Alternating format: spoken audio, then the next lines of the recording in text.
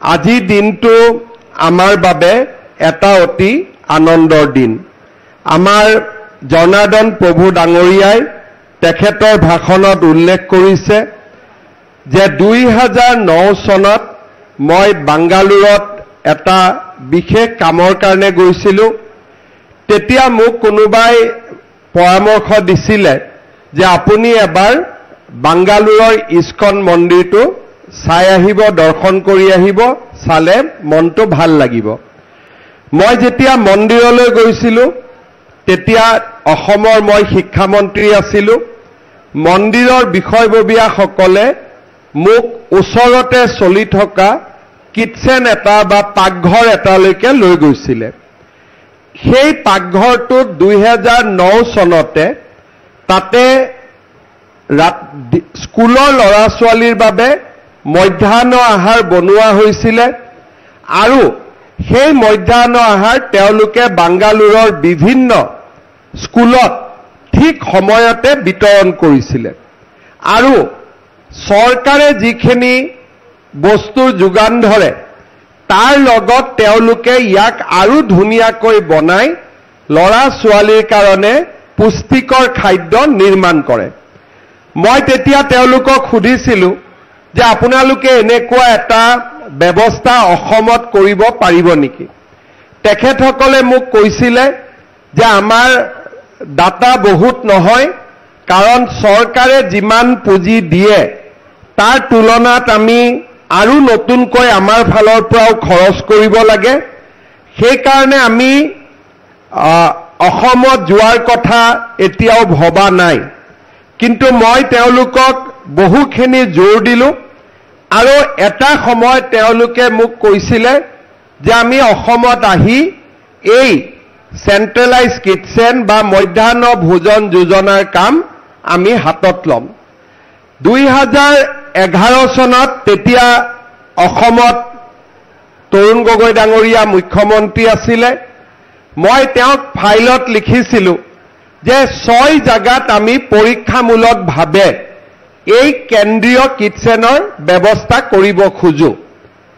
বহুদিন কথা বতৰাৰ পিছত তেখেতে মোক কৈছিলে যে বেলেগ জাগাত নালাগে, তুমি যদি ইমান কৰিব খোজা জালুকবাৰী সমষ্টিৰ কাৰণে কৰা, তাত মোৰ আপত্তি নাই, কিন্তু বেলেগ জাগাত কৰিব নালাগে। আৰু যেনেকে কোৱা হৈছিলে আমি জালুকবাৰী সমষ্টিত প্ৰথমতে 2011-12 চনত আমাৰ সমষ্টিৰ ল'ৰা ছোৱালীৰ কাৰণে এটা চেণ্ট্ৰেলাইজ কিটচেন আমিনগাঁৱত আৰম্ভ কৰিছিলোঁ। চাওঁতে চাওঁতে মানুহে ল'ৰা ছোৱালীয়ে এই চেণ্ট্ৰেলাইজ কিটচেনৰ পৰা ইমান সুবিধা পালে, মই লাহেকৈ শিক্ষামন্ত্ৰী হিচাপে ক'লো যে নহয়, আমি গুৱাহাটীৰ বাকীকেইটা সমষ্টিটো দিম। তেনেকে আমি পশ্চিম গুৱাহাটী, পূব গুৱাহাটী, দিছপুৰ সমষ্টিটো দিলোঁ। তাৰপিছত লাহেকৈ মই ক'লো যে নহয়, জালুকবাৰীৰ ল'ৰা ছোৱালীয়ে যদি মধ্যাহ্ন আহাৰ ইমান ভাল কৰি পাব, হাজো বা পলাশবাৰীয়ে কিয় নাপাব? লাহেকৈ মই কামৰূপলৈকেও ইয়াক আগবঢ়াই দিলোঁ। কিন্তু কিটচেনটোৰ কেপাচিটি ইমানেই আছিল যিমানখিনি আমি কৰিব পাৰোঁ। যি নহওক তেনেকে পাৰ হৈ গ'ল। চৰকাৰ বদলিল, পৰিৱেশ সলনি হ'ল। যোৱা কিছুদিনত আমি যোৰহাটত এই চেণ্ট্ৰেলাইজ কিটচেন বা যোৰহাট জিলাৰ ছাত্ৰ ছাত্ৰীসকলক মধ্যাহ্ন আহাৰ যোজনাৰ জৰিয়তে এটা জাগাতে সুন্দৰ কৰি বনাই আমি খোৱা বস্তু পঠিয়াই দিয়া আৰম্ভ কৰিলোঁ। তাৰপিছত মোৰ মনটোত লাগি আছিলে যে মোৰতো 6টা কৰিব মন আছিলে, তেতিয়া কিবা কাৰণত কৰিব নোৱাৰিলোঁ, এতিয়া কৰিব লাগে। আমি মাজুলীটো আৰম্ভ কৰিলোঁ, কিটচেন নিৰ্মাণৰ কাম চলি আছে। আজি আমি নলবাৰীত আৰম্ভ কৰিলোঁ আৰু এই মাহৰ ভিতৰতে আমি ডিব্ৰুগড়, লখিমপুৰ আৰু তেজপুৰতো আমি এই চেণ্ট্ৰেলাইজ কিটচেন ব্যৱস্থা আৰম্ভ কৰিম। ইয়াতে কি হ'ব? 25 কোটি টকা খৰচ কৰি আমি এটা পাকঘৰ বনাম। এই পাকঘৰটোত ৰুটিও মেচিনেদি হ'ব পাৰিব, শাক চব্জিও মেচিনেদিও কাটিব আৰু আমাক ইয়াত ৰাইজৰো কিছু মানুহক লোৱা হ'ব যোনে ইয়াতে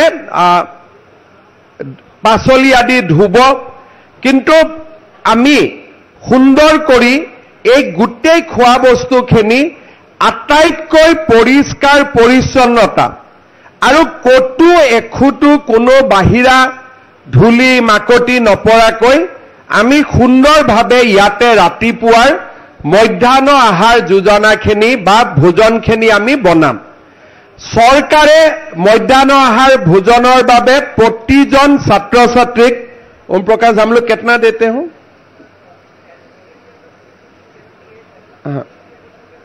एलपी एमई के लिए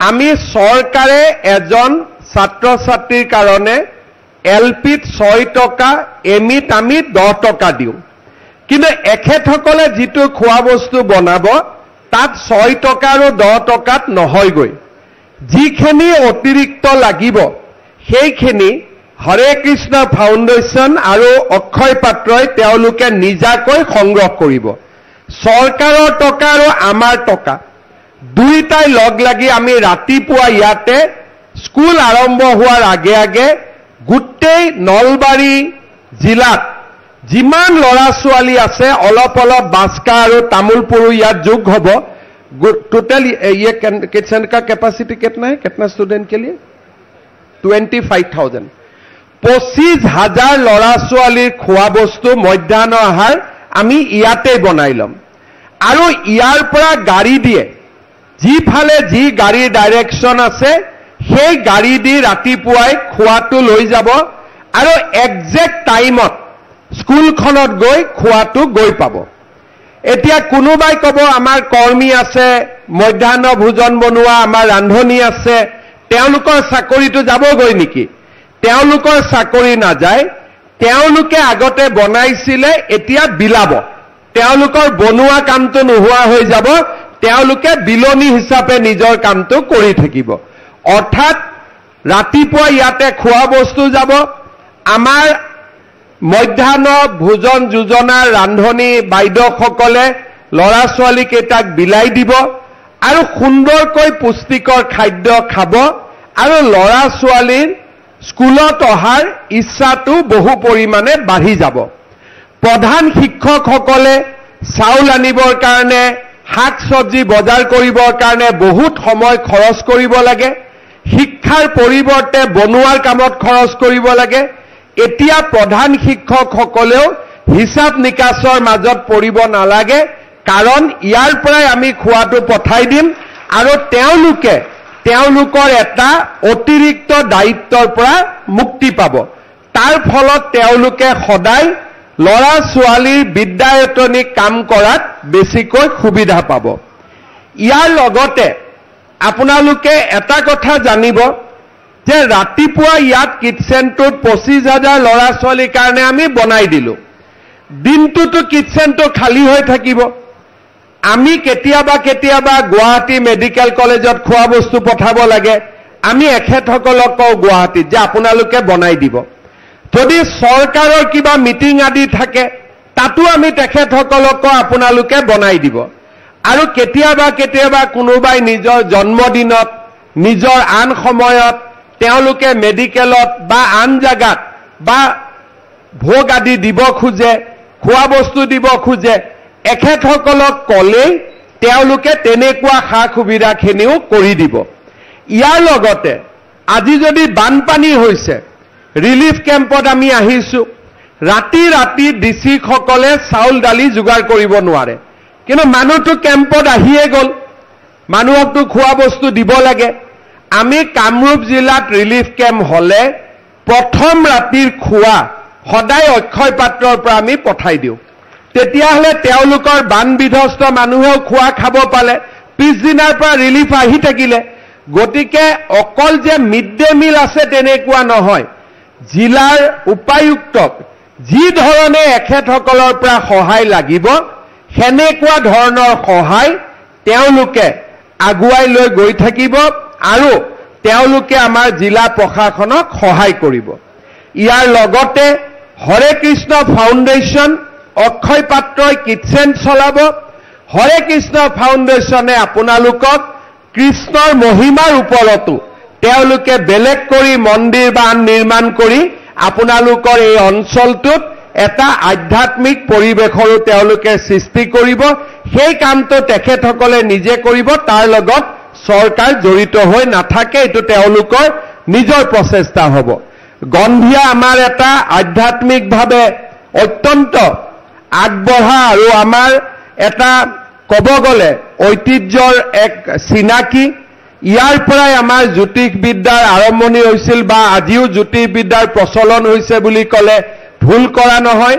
এখন ঐতিহ্যমণ্ডিত স্থানত এনেকুৱা এটা সুন্দৰ কাম কৰিবলৈ আমাক সুবিধা কৰি দিয়াৰ বাবে মন্ত্ৰী চন্দ্ৰমোহন পাটোৱাৰী ডাঙৰীয়াক মই বহুত বহুত ধন্যবাদ জনাইছো আৰু আপোনালোককো দীঘলীয়া এটা হাত চাপৰিৰে চন্দ্ৰমোহন পাটোৱাৰী ডাঙৰীয়াক আশীৰ্বাদ কৰিবলৈ অনুৰোধ কৰিম।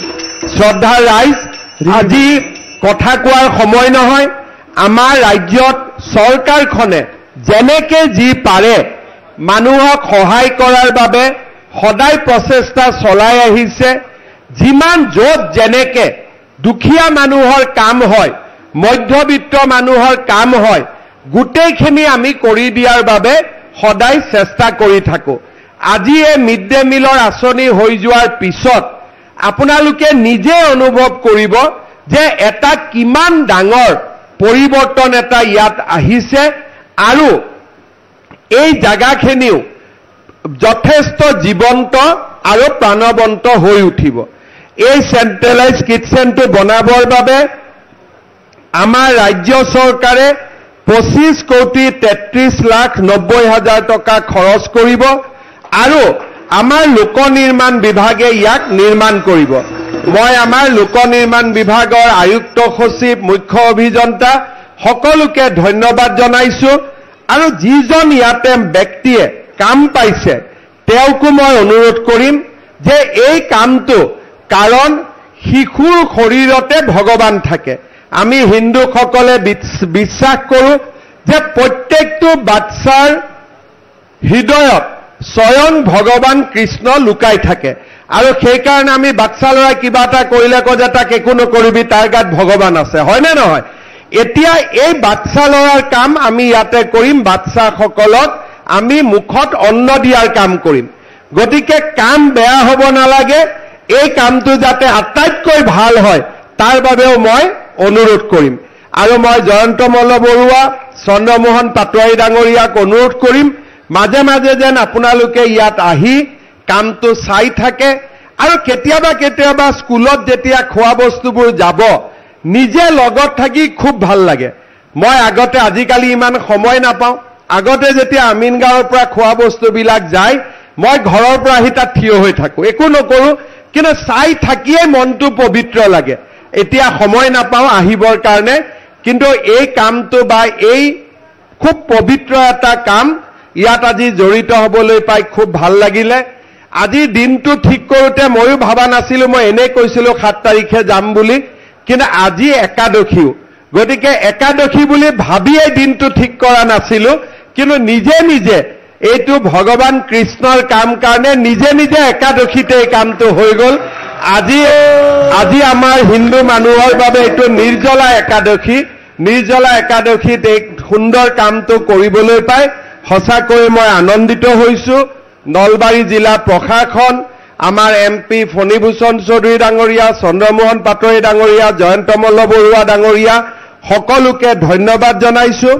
আমাৰ ইয়াত উপস্থিত অক্ষয় পাত্ৰ ফাউণ্ডেশ্যনৰ জনাৰ্দন দাস প্ৰভু আৰু সকলোকে মই মোৰ অভিনন্দন জনাই আৰু গন্ধিয়া ৰাইজক মোৰ সেৱা জনাই আজি ইয়াত অনুষ্ঠিত বিদ্যালয়সমূহৰ বিভিন্ন বিদ্যালয়ৰ পৰা অহা প্ৰধান শিক্ষকসকলকো মোৰ ধন্যবাদ আৰু কৃতজ্ঞতা জনাই মই মোৰ বক্তব্যৰ সামৰণি মাৰিছোঁ। ধন্যবাদ। জয় হিন্দ, বন্দে মাতৰম। হৰে কৃষ্ণ।